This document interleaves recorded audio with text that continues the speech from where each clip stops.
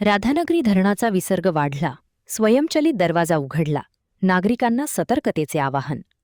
कोल्हापूर जिल्ह्यात घाटमाथ्यावर मुसळधार पाऊस कायम असून राधानगरी धरणातून पाण्याचा विसर्ग वाढला आहे.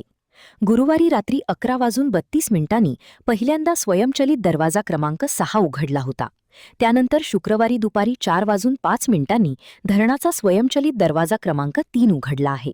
त्यामुळे आता क्रमांक 3 आणि 6 अशी 2 स्वयंचलित द्वारे उघडी असून त्यातून 2856 क्युसेक आणि बीओटी पॉवर हाऊसमधून 1400 क्युसेक असा एकूण 4256 क्युसेक पाण्याचा विसर्ग भोगावती नदीपात्रात सुरू आहे.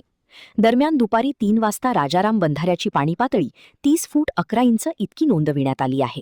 जिल्ह्यातील 35 बंधारे पाण्याखाली असून नदीकाठच्या नागरिकांनी सतर्क राहण्याचे आवाहन प्रशासनाने केले आहे. कोल्हापूर जिल्ह्यामध्ये आतापर्यंत 641 पर्यंत पाऊस आपल्याकडे पडलेला आहे. मागच्या काही दिवसापासून आपल्याकडे पाऊस चालू आहे. सध्याला राधानगरी धरण हे 100% भरलेलं आहे आणि त्यातून एक दरवाजा स्वयंचलित दरवाजा आहे, त्यातला एक दरवाजा ओपन झालेला आहे आणि जवळपास 2000 क्युसेक्स एवढ्या पाण्याचा प्रवाह चालू झालेला आहे.